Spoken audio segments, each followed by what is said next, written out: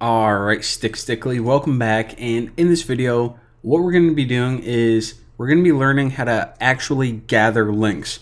I know that this video series is pretty much a program on how to crawl a website and gather all of the links, but up to this point, we are in our 5th tutorial and we haven't gathered one link yet.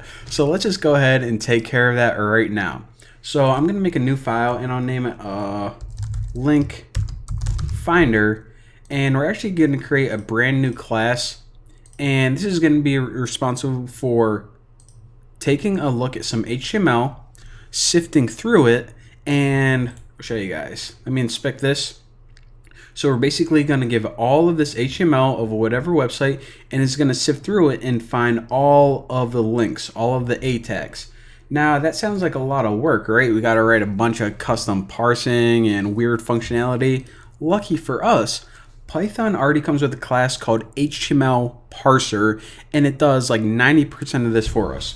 So let's just go ahead and import it. And if you write HTML parser, import HTML parser.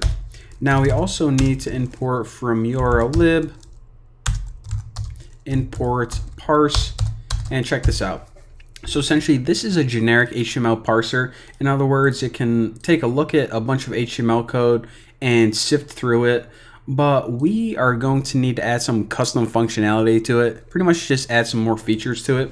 So what we're going to do is we're going to create a new class called link finder, and we are going to inherit from HTML parser. So HTML parser, and that way we get all of the functionality of HTML parser, plus we can write whatever sweet methods we want.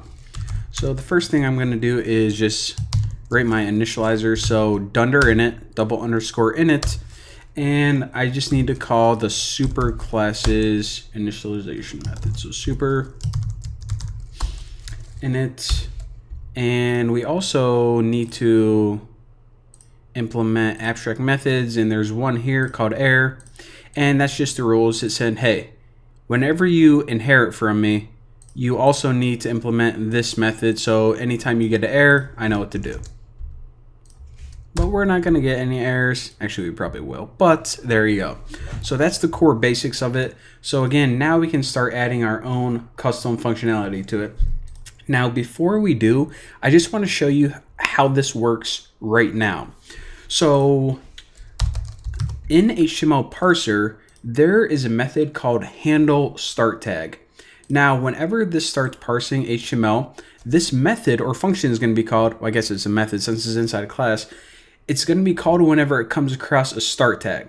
So HTML start, it's going to call it right there. And you see, I say that because it's only going to call it on the start tags. So it's going to call it on this tag, but not this tag. I know that might be a little small to read on YouTube, but this is the beginning head tag and this is the ending head tag. So what we want to do is, let's say for this link, we are only worried about this method because the URL is in the start tag right here. This ending tag, it just tells you where all the crap ends. There's no information in here that we need. So we need to worry about that method right there. So you can just use it by default. By default, it doesn't do anything. So we're going to go ahead and override it. And it's called handle start tag right there. So what can I do by default? Let me just go ahead and print. I'll just print out the tag. All right.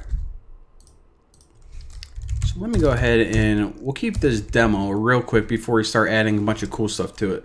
So I'll say link, we name it finder. Finder equals link finder and finder. So this is how it's going to work. First, you make a link finder object, which is basically a HTML parser, and then you call a function called feed.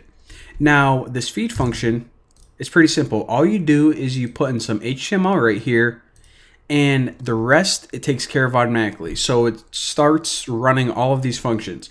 So again, all I did is I took some HTML, and I just got this from the Python website, but eventually we're going to actually pass in the HTML from whatever page we're crawling, and check it out. So you see that anytime it comes across a start tag, HTML, head, title, body H1, all I did is I had it print out that tag. So HTML, head, title, body, H1. So that's pretty useless for our example because we're looking for links. We really don't care about HTML, header, title. So how do we say, hey, that function is the one we're looking for, but we just care about those links? Well, what we can do is this.